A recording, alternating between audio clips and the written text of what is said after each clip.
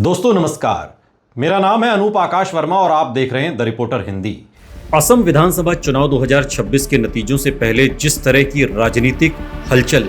देखने को मिल रही है, उसने एक बार फिर ये सवाल खड़ा कर दिया है कि क्या राज्य में गैर बीजेपी दल एकजुट होकर सत्ता परिवर्तन कर सकते हैं या फिर एग्जिट पोल के मुताबिक हिमंता बिस्वा शर्मा के नेतृत्व में बीजेपी की वापसी तय है।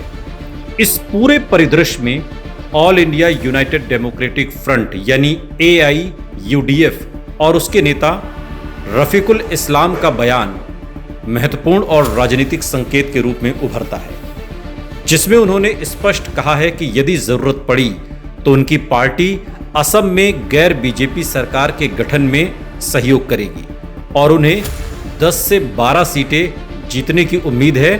जो सीधे तौर पर यह दर्शाता है कि चुनाव परिणाम त्रिशंकु विधानसभा की ओर इशारा कर सकते हैं या कम से कम विपक्षी दल ऐसी संभावना के लिए खुद को तैयार रख रहे हैं। अगर हम एग्जिट पोल के आंकड़ों पर नजर डालें तो एक्सिस माई इंडिया, मैट्रिज और अन्य एजेंसियों ने एनडीए को 85 से 100 सीटों के बीच दिखाया है, जो बहुमत के आंकड़े 64 से काफी ज्यादा ऊपर है, जबकि कांग्रेस गठबंधन को 25 से 35 सीटों के बीच सीमित किया गया है। ऐसे में सवाल उठता है कि क्या वास्तव में गैर बीजेपी सरकार बनने की संभावना है या सिर्फ एक राजनीतिक रणनीति और मनोवैज्ञानिक दबाव बनाने की कोशिश है। इस प्रश्न का उत्तर समझने के लिए असम की सामाजिक और राजनीतिक संरचना को गहराई से देखना जरूरी है। असम की राजनीति लंबे समय से जातीय, भाषाई और धार्मिक पहचान के जटिल समीकरणों पर आधारित रही है। जहां ऊपरी असम में असमिया राष्ट्रवाद और विकास का मुद्दा बीजेपी के पक्ष में जाता रहा है, वहीं निचले असम और बराक घाटी में अल्पसंख्यक और क्षेत्रीय दलों का प्रभाव अधिक रहा है। यही कारण है कि इंडियन नेशनल कांग्रेस और AIUDF जैसे दल इन क्षेत्रों में बेहतर प्रदर्शन की उम्मीद रखते हैं और अगर यहां सीटों का अच्छा आंकड़ा मिलता है तो वे सत्ता संतुलन में निर्णायक भूमिका निभा सकते हैं। 2021 के विधानसभा चुनाव का उदाहरण यहां महत्वपूर्ण है, जब कांग्रेस और AIUDF ने गठबंधन बनाकर चुनाव लड़ा था, लेकिन वोट ट्रांसफर पूरी तरह प्रभावी नहीं हो पाया था और बीजेपी ने स्पष्ट बहुमत हासिल कर लिया। इसी अनुभव के चलते 2026 में कांग्रेस ने रणनीति बदली और राइजोर दल, असम जातीय परिषद और वाम दलों के साथ व्यापक गठबंधन बनाने की कोशिश की, ताकि विपक्षी वोटों का बिखराव रोका जा सके।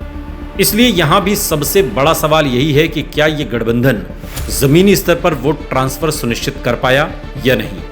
रफीकुल इस्लाम का कहना है कि उनकी पार्टी गैर बीजेपी सरकार के लिए समर्थन देगी। ये संकेत है कि चुनाव के बाद गठबंधन यानी कि पोस्ट पोल अलायंस की संभावना को भी खुला रखा गया है, जो भारतीय राजनीति में एक सामान्य रणनीति है,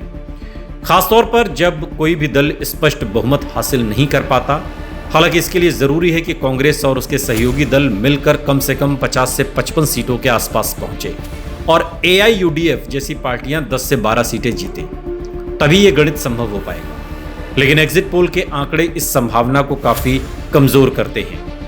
क्योंकि वो बीजेपी को स्पष्ट बढ़त में दिखाते हैं और अगर बीजेपी वास्तव में 80-90 सीटों के करीब पहुंचती है तो किसी भी विपक्षी गठबंधन के लिए सरकार बनाना लगभग असंभव हो जाएगा।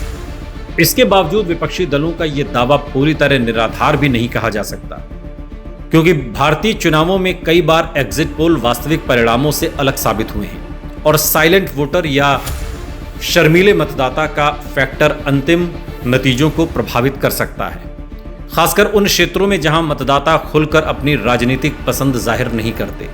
इसके अलावा इलेक्शन कमीशन ऑफ इंडिया की भूमिका को लेकर सवाल उठाए गए। सवाल चाहे वो पश्चिम बंगाल के संदर्भ में हो या व्यापक चुनावी प्रक्रिया के संदर्भ में, ये भी एक राजनीतिक नैरेटिव का हिस्सा है, जिसका उद्देश्य चुनावी प्रक्रिया की निष्पक्षता पर बहस छेड़ना और अपने समर्थकों को सतर्क रखना होता है। हालांकि इन आरोपों की सत्यता का आकलन स्वतंत्र संस्थाओं और न्यायिक प्रक्रिया के आधार पर ही किया जा सकता है, न कि केवल राजनीतिक बयानों के आधार पर। कांग्रेस नेता TS सिंहदेव द्वारा सुरक्षा बलों की तैनाती और चुनावी माहौल पर उठाए गए सवाल भी इसी व्यापक नैरेटिव का हिस्सा हैं, जो ये दिखाता है कि विपक्ष चुनावी प्रक्रिया को लेकर अपनी चिंताओं को सार्वजनिक रूप से सामने ला रहा है। लेकिन इससे यह निष्कर्ष निकालना कि चुनाव पूरी तरह प्रभावित हो गया है एक अतिशयोक्ति हो सकती है। अंततः असम चुनाव 2026 की तस्वीर एक जटिल राजनीतिक गणित को सामने रखती है, जहां एक ओर एग्जिट पोल बीजेपी की मजबूत वापसी का संकेत दे रहे हैं, वहीं दूसरी ओर कांग्रेस और AIUDF जैसे दल संभावित गठबंधन की संभावना को जीवित रखने की कोशिश कर रहे हैं। गैर बीजेपी सरकार बनने की संभावना पूरी तरह इस बात पर निर्भर करती है कि क्या विपक्षी दल अपेक्षा से बेहतर प्रदर्शन कर पाते हैं और क्या वो चुनाव बाद एकजुट रहकर सत्ता के लिए दावा पेश कर सकते हैं। लेकिन उपलब्ध आंकड़ों और ऐतिहासिक रुझानों को देखते हुए ये संभावना सीमित नजर आती है। हालांकि राजनीति में असंभव शब्द का कोई स्थायी स्थान नहीं होता और अंतिम फैसला हमेशा मतगणना के दिन ही होता है, जो ये तय करेगा कि क्या असम में सत्ता परिवर्तन होगा या फिर हिमंता बिस्वा शर्मा के नेतृत्व में बीजेपी एक बार फिर सरकार बनाने में सफल होगी।